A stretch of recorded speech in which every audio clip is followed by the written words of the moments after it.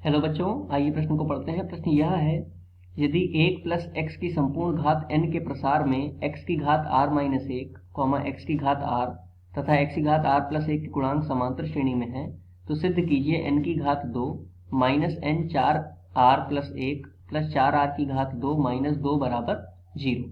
तो आइए सर्वप्रथम प्रश्न की मुख्य अवधारणा को जान लेते हैं। मुख्य अवधारणा, देखिए यह प्रश्न द्विपद प्रमेय पर आधारित है। द्विपद प्रमेय में यदि x प्लस a की संपूर्ण घात n का हमें व्यापक पद लिखना हो, या फिर कहें कि r वाम पद लिखना हो, तो tr प्लस 1 बराबर लिखा जा सकता है ncr x की घात n माइनस r और a की घात r के पदों में। इसके अतिरिक्त देखिए दे रखा है कि इनके गुणांक समांतर श्रेणी में है, तो यदि a b c ये तीन पद समांतर श्रेणी में है तो मध्य पद का दुगना बराबर होता है प्रथम पद और तृतीय पद के योग के। तो आइए इस आधार पर प्रश्न को हल करते हैं। देखिए प्रश्न में दे रखा है हमें द्विपद कितना, 1 प्लस एक्स की घात n।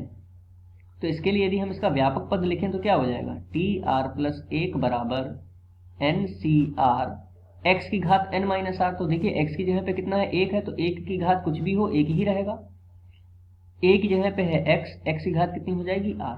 अब यदि हमें प्राप्त करना है सर्वप्रथम x की घात r माइनस 1 का गुणांक, तो देखिए x की घात r माइनस 1 का गुणांक क्या हो जाए।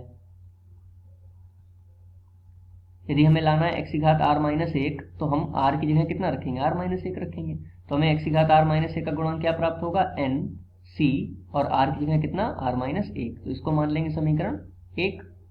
इसके बाद देखिए हमें लिखना है x की घात r का गुणांक, तो x की घात r का गुणांक क्या हो जाएगा, जब हम r का मान रखेंगे r, तो वो पहले से ही दे रखा है, कितना हो जाएगा ncr। इसको समीकरण 2 मान लेते हैं। इसके पश्चात हमें प्राप्त करना है x की घात r प्लस 1 का गुणांक, तो वह कितना हो जाएगा, जब हम r का मान रखेंगे r प्लस 1, ठीक है, तो वह आ जाएगा ncr प्लस 1। ये समीकरण 3। अब हमें प्रश्न में दे रखा है कि ये तीनों गुणांक क्या है, समांतर श्रेणी में है। तो समांतर श्रेणी में है तो मध्य पद मतलब जो समीकरण 2 में प्राप्त हुआ है, तो समीकरण 2 में जो भी पद प्राप्त हुआ है वो मध्य पद है। मध्य पद का दुगना अर्थात 2 ncr बराबर होगा प्रथम व तृतीय पद के योग के, अर्थात ncr minus 1 plus ncr plus 1 के, ncr प्लस 1 के। अब देखिए इसको ncr के सूत्र द्वारा हल कर लेते हैं। देखिए ncr का सूत्र क्या होता है, फैक्टोरियल n बटे फैक्टोरियल n माइनस r और फैक्टोरियल r। तो इस आधार पर इसको हल करते हैं। देखिए यहाँ पर हमें प्राप्त होगा 2 फैक्टोरियल n बटे में फैक्टोरियल n माइनस r और फैक्टोरियल r बराबर, यहाँ पर क्या मिल जाएगा, फैक्टोरियल n बटे factorial n minus r minus 1। तो देखिए माइनस माइनस क्या हो जाएगा, प्लस हो जाएगा, तो यहाँ पर लिख देंगे n माइनस r प्लस 1 का फैक्टोरियल और r माइनस 1 का फैक्टोरियल, ठीक है, प्लस यहाँ पर देखिए फैक्टोरियल n बटे कितना आ जाएगा, n माइनस r माइनस है तो यहाँ पर भी माइनस आ जाएगा, माइनस 1 फैक्टोरियल और r प्लस 1 का फैक्टोरियल। अब यहाँ पर देखिए factorial n factorial n factorial n ये उभयनिष्ठ मिलकर के कट जाएंगे आपस में, तो यहाँ पर हमें प्राप्त होगा 2 बटे, अब देखिए यहाँ पर हम यदि n माइनस r को बाहर लिख लें तो हमें क्या प्राप्त होगा, n माइनस r माइनस 1, ठीक है, n माइनस r माइनस 1 का फैक्टोरियल, ठीक है, और r को भी यदि बाहर लिख लें तो क्या प्राप्त हो जाएगा, r माइनस 1 का फैक्टोरियल, ठीक है। तो ये तो हो गया बायां पक्ष।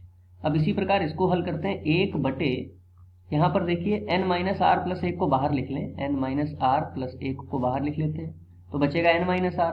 उस n माइनस r को भी यदि हम बाहर लिख लें तो हमें क्या मिल जाएगा, n माइनस r माइनस 1 का फैक्टोरियल मिल जाएगा, ठीक है, और r माइनस 1 का फैक्टोरियल पहले से ही है, प्लस 1 बटे में यहाँ पर देखिए पहले से ही है n माइनस r माइनस 1 का फैक्टोरियल, ठीक है, r प्लस 1 को बाहर लिख लेते हैं तो क्या बचेगा, r बचेगा, उस r को भी यदि बाहर लिख लें तो क्या बचेगा, r माइनस 1 का फैक्टोरियल, ठीक है। अब देखिए यहाँ पर क्या क्या उभयनिष्ठ लेकर के हम काट सकते हैं। यदि हम देखें तो यहाँ पर मिल रहा है n माइनस r माइनस 1, यहाँ पर भी हमें मिल रहा है n माइनस आर माइनस 1 का फैक्टोरियल और यहाँ पर भी मिल रहा है n माइनस आर माइनस 1 का फैक्टोरियल। तो इन दोनों में से उभयनिष्ठ ले लें और यहाँ से इसको काट सकते हैं। इसी प्रकार यहाँ पर देखिए r माइनस 1 का फैक्टोरियल और यहाँ पर भी है r माइनस 1 का फैक्टोरियल। तो यहाँ दोनों जगह से उभयनिष्ठ लेकर के हम यहाँ से भी काट सकते हैं। अब हमें बचेगा 2 बटे, यहाँ पर बचेगा r और n माइनस आर बराबर 1 बटे, यहाँ पर क्या बचेगा देखिए n माइनस आर प्लस 1 और n माइनस आर प्लस यहाँ पर बचेगा 1 बटे r प्लस 1 और r, तो r और r प्लस 1 बचेगा।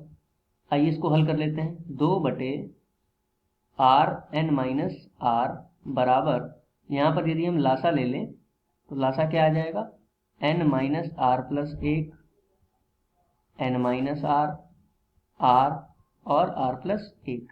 अब यहाँ पर देखिए, यहाँ पर तो 1 में गुणा होगी किसकी, r और r प्लस 1 की, प्लस यहाँ पर होगी n माइनस आर प्लस 1 और n माइनस आर की। अब देखिए यहाँ पर r और n माइनस आर यहाँ से कट गया। अब देखिए अगले पृष्ठ पर इसको लिख लेते हैं।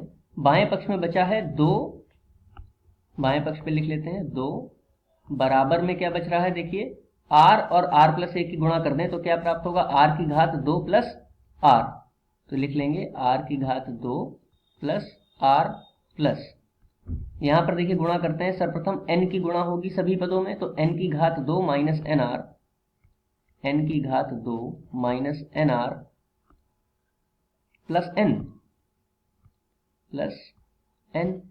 इसके पश्चात देखिए माइनस आर की गुणा होगी सभी पदों में, तो क्या प्राप्त होगा माइनस एन आर और प्लस आर की घात 2 माइनस आर, प्लस आर की घात 2 माइनस आर, और बटे में क्या बचेगा, बटे में भी यदि हम गुणा कर लें तो क्या प्राप्त होगा देखिए, सर्वप्रथम आर की सभी पदों में गुणा होगी तो एन आर माइनस आर की घात 2, एन आर माइनस आर की घात 2, और फिर r की 1 में गुणा होगी तो r प्राप्त होगा। ठीक है, इसको लिख लेते हैं प्लस r। इसके पश्चात 1 की सभी पदों में गुणा होगी तो बचेगा n माइनस आर प्लस 1, इसको लिख लेते हैं n माइनस आर प्लस 1। ठीक है, अब आइए इसको हल करते हैं। देखिए यदि हमें कुछ हल हो रहा है, यहाँ पर देखिए ये माइनस का r है और ये प्लस का r है, तो ये कट जाएगा, तो बचेगा 2 बराबर r की घात 2 और r की घात 2 जुड़ करके कितने हो गए, 2r की घात 2। इसके पश्चात देखिए nr माइनस का और nr माइनस का ये जुड़ करके हो गया माइनस 2nr। इसके पश्चात क्या बच रहा है, n की घात 2 और n, तो इसको लिख लेंगे प्लस n की घात 2 प्लस n। ठीक है, सभी पद हो गए। अब बटे में देखिए कुछ कट रहा है क्या, यहाँ पर देखिए प्लस का r और माइनस का r यहाँ से भी कट गया, तो अब हमें क्या बचेगा nr माइनस आर की घात 2 प्लस n और प्लस में 1।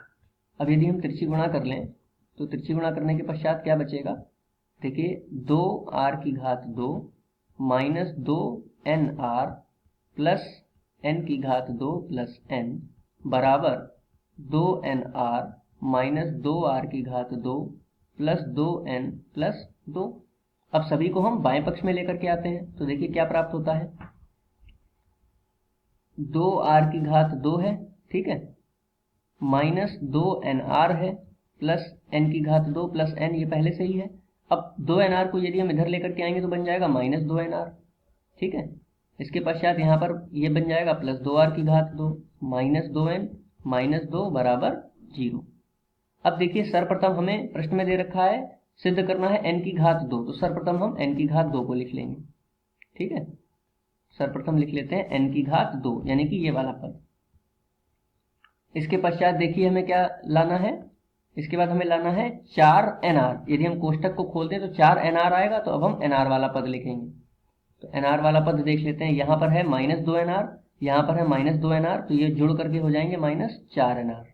इसके बाद हमें लाना है, देखिए कोष्टक यदि खोलेंगे तो आएगा माइनस का n, तो माइनस n वाला पद ढूंढ लेते हैं। माइनस n का पद है यहाँ पर, एक ये है और एक ये है, तो देखिए माइनस 2n में से यदि n को घटाएंगे तो हमें क्या प्राप्त होगा, माइनस का n प्राप्त होगा। ठीक है, ये भी पद हो गए। अब देखिए हमें क्या लाना है, 4r की घात 2 लाना है। तो देखिए 4r की घात 2 कहाँ पर है, एक तो ये है 2r की घात 2 और एक ये 2r की घात 2, तो ये दोनों जोड़ करके कितने हो जाएंगे, 4r की घात 2 हो जाएंगे। इसके पश्चात हमें लाना है माइनस का 2, तो देखिए माइनस का 2 है यहाँ पर। सारे पदों को हमने क्रमशः जैसा हमें सिद्ध करना है उस आधार पर लिख लिया है। अब देखिए यहाँ पर n की घात 2 हो जाएगा माइनस, इन दोनों में से हमें n उभयनिष्ठ मिल रहा है, तो क्या बचेगा, 4r प्लस 1 बचेगा, प्लस 4r की घात 2 माइनस 2 बराबर 0। अब देखते हैं कि क्या हमें यही सिद्ध करना था, n की घात 2 minus n 4r plus 1 plus 4r की घात 2 माइनस 2। तो मुख्य अवधारणा के आधार पर हमने ये सिद्ध कर लिया है। आशा करते हैं आपको समझ में आया होगा। धन्यवाद।